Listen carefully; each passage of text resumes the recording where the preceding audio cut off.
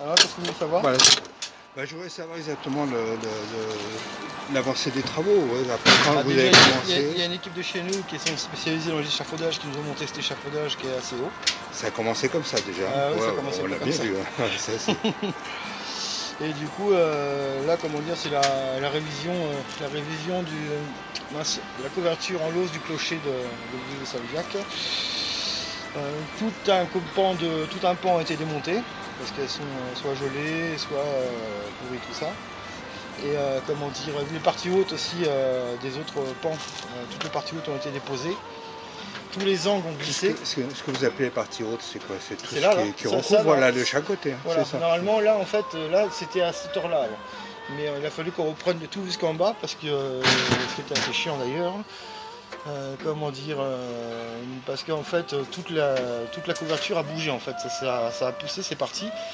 Que ce soit tous les angles étaient partis. Ça représentait un réel danger, ça aurait pu Oui, éventuellement se tomber. oui. Ah, Si, il y a un réel danger là-dessus. C'est pour ça que de toute façon, même à terme, ils mettront encore des parts gravats qui avaient à un moment donné, ils en mettront quand même, au cas où. Oui. Et parce que même nous, là, normalement, on a changé beaucoup de pierres. Même je pense qu'on a changé plus que ce qu'on aurait dû faire, parce que normalement c'était pas prévu comme ça. Mais il y avait tellement de dommages et que le problème c'est qu'il y a certaines pierres là, celles qui sont ressorties, vous pouvez pas seulement les rentrer avec le manche de la massette, parce qu'en fait toutes les cales qui sont derrière elles ont bougé, les pierres peuvent être en contre-pente, et en fait il faut reprendre le genre pour peut-être une lot, il faut en retirer 5-6. Il faut retirer tout ce qui est autour. Voilà. Et du coup c'est un peu voilà, c'est un travail long et minutieux. Je suppose que vous êtes, pour faire un travail comme ça, vous êtes sélectionné, quoi. Vous devez avoir une certaine expérience. On n'est pas comme chez les Spartiates, il n'y a pas la sélection naturelle, si on est bizarre, ils nous jettent là de la falaise. Mais oui, enfin, nous on est habilité à travailler là-dessus. Voilà, moi je suis vous diplômé avez là-dessus. de travailler sur des monuments comme ça. Personnellement, je travaille que dans les monuments historiques. Ben voilà. Moi, je suis spécialisé, j'ai des qualifications exprès pour ça. Et moi je travaille que pour soit l'église, château, cathédrale, tout ça. Que ce soit... Après c'est aléatoire. Si vous travaillez là, du coup, dans le Lot, c'est surtout la pierre. Vous allez sur Toulouse, Montauban, c'est surtout de la brique. Moi, je suis polyvalent. Moi, je suis spécialisé. J'ai bossé dans pas mal de régions différentes. J'ai bougé. Je suis pas compagnon, mais je me suis formé comme ça. Et avec les diplômes aussi de formation que j'ai suivi. Mais comment dire, voilà quoi. Faut être assez polyvalent. Nous, on sait travailler la pierre. On sait tailler la pierre, même si on n'a pas la grande... Enfin, moi, personnellement, c'est comme mes collègues, on n'est pas tailleur de pierre, mais on sait tailler la pierre. Oui. Voilà. Ouais, je crois que c'est obligé. Voilà. On n'a pas une qualif, je veux dire, de tailleur de pierre en soi. Mais enfin, ça arrive souvent de tailler de la pierre. Et voilà. Là, vous ne la taillez pas pour faire une sculpture, mais vous la taillez pour que ce soit... voilà, c'est ça. Pour qu'elle corresponde à l'endroit où vous allez la poser. C'est ça.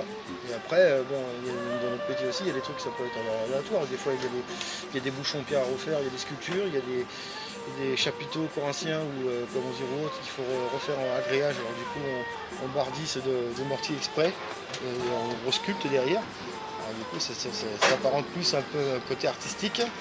Voilà. Enfin, c'est sympa, ça arrive pas souvent, mais c'est sympa à faire. Là, il y a eu beaucoup de boulot déjà de fait. Mais il y a qui bouge. Et là, on peut dire, vous en êtes où à peu près si on prend par rapport au départ du chantier? En théorie, nous, ça va aller beaucoup plus vite quand on va commencer à reposer sur le dessus là. Toutes ces reprises en fait, ça nous prend énormément de temps. Et par exemple, quand il y a des avions qui passent ou des explosions, ça peut faire vibrer les pierres, ça peut être la cause là justement du vieillissement prématuré. Ça peut être possible, enfin, des avions en soi, je ne sais pas, mais je sais que par exemple l'église de Veilas, qui est pas loin de chez moi, il y a le camp de Caylus qui est à côté, et en fait quand ils font des manœuvres et tout ça, ils jouent à la guerre, et on sentait des vibrations au niveau de l'église, au niveau du clocher. Et du coup, ça a forcément un impact, voilà, quelque chose, mais c'est pas non plus énorme. C'est là depuis le temps que c'est debout ce truc là. Ah oui, là c'est. Ouais, mais au qu'avant il n'y avait pas tous ces bruits quoi. Non. Mais après, bon, c'est une couverture en lauze comme c'est existe ici là, de Saint-Jacques, là, il n'y en a pas 1 million non plus dans le monde quoi. Et c'est bien de la garder, mais après il y a beaucoup. Il faut avoir les moyens de la garder. C'est ça le problème, c'est qu'il y a des subventions, tout ça. Là, il y a eu des greffes de bois, on a refait une greffe au niveau du bois. qui avait déjà eu une greffe qui avait été faite assez pourrie, et du coup on a refait une greffe. Il y a eu des reprises de charpente aussi en partie basse pour les renforts et tout ça, parce que c'est, on s'en rend pas compte, mais il y a quand même il y a du tonnage là sur la toiture. Là. C'est un truc de fou. Et c'est votre équipe toujours la même que sur la C'est charpente ou la pierre, c'est vous? Nous on a des charpentiers. Ouais. Nous c'est maçonnerie, taille de pierre, charpente, Ah ouais, donc couverture, vous faites tout de A à zinguerie, Z, c'est vous. zinguerie, le plomb, voilà. Le cuivre, ouais.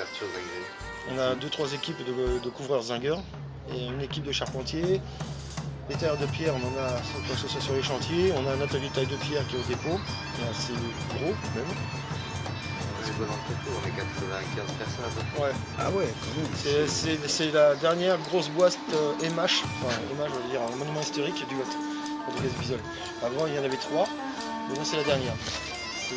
Après je sais que par exemple là sur ce qui était prévu à la base, parce que nous on fait pas du neuf, hein, c'est pas du parpaing qu'on pose. Du coup le truc c'est qu'en restauration on ne sait pas toujours ce qu'on va trouver. Et par exemple le truc qui s'est passé là, ici. vous avez eu le problème ici apparemment. Mais apparemment la mairie n'escomptait pas ça non plus, mais on a changé beaucoup plus de pierres que prévu. Parce qu'il y en avait beaucoup qui étaient gelées. Et c'est des bâtisses, et là, nous encore, on a montré, on l'a dit à l'architecte, qui a fait, je l'ai dit aussi au maire, qui vont poser la ruban valise en bas. Parce qu'il y a des lauses qu'on voit de cet échafaudage, vous tournez autour, il y a des lauses là-bas, au fond, qui se cassent la gueule. Et là, il faut un accès avec une nacelle ou autre. ouais. Ouais. Et du coup, C'est voilà. échafaudage quand même. Hein? Mais c'est échafaudage. Ça dépend, si c'est pas le même coup. Ah ouais, s'il faut mettre tout un échafaudage juste pour rattraper une l'eau.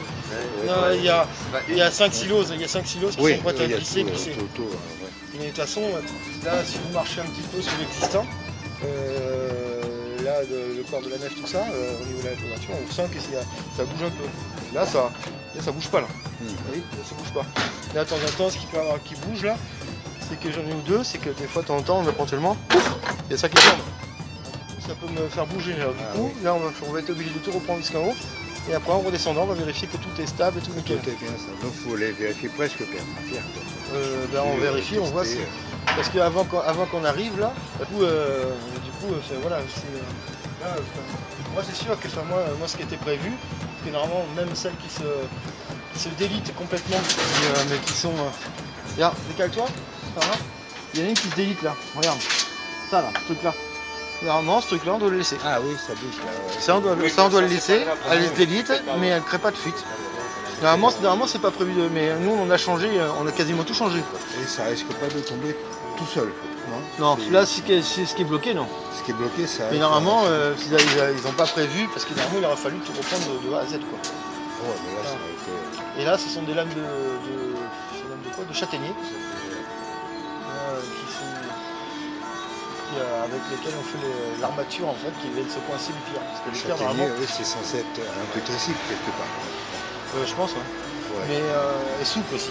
Et du coup là, parce que le but du jeu c'est que ces lames là, celle-là j'étais obligé de la changer. Parce que là c'est pareil, comme j'ai déposé ça, là maintenant je le vois. Et du coup voilà. Et tant que c'est couvert, on voit rien. Hein. Ça, voilà. Et du coup le but du jeu c'est que nous nos pierres elles rentrent ici, elles se bloquent. Ça puisse pas appuyer et remonter quoi. Voilà. Celle-là, je vois, c'est une vis qui est dedans, elle a été vissée. Oui, c'est moi qui l'ai vissée. Ah d'accord. C'est les premières, là je mets quelques-unes, je mets des vis. Il n'y a pas assez de répartition de charge. Ouais, il n'y en a pas trop, même si là, elles sont fixées parce qu'il va y avoir un joint mortier qui va être fait tout autour là. Ah oui, dans le temps, moi je mets quelques vis. Après, ça bloque, tout est bloqué. Et là, je suis sûr que ça ne pissera pas. Celles-ci, c'est sûr qu'elles ne bougeront pas. Ça, c'est garanti. Et vu que c'est une toute petite surface, je préfère opter pour ça coûte un peu plus cher, ça va nous plus de temps, mais au moins c'est sûr qu'elle ne bougera pas. Voilà, c'est garanti ça. Voilà. Parce que comme là, normalement ça c'était pas prévu qu'on le fasse ça. Ici c'était une espèce de gravat là dedans, tout ça. Et ça on l'a refait. On a posé deux pierres ici. Là il y avait des joints en ciment qui étaient ciment fond et ciment. On a tout pété, on a refait cette espèce de liaison avec un métier à la chaux. Enfin voilà. Et du coup normalement, surtout, ça va faire en sorte qu'il n'y ait pas de fuite, quoi. Mais même si ce genre de truc, ça doit être une passoire, je pense.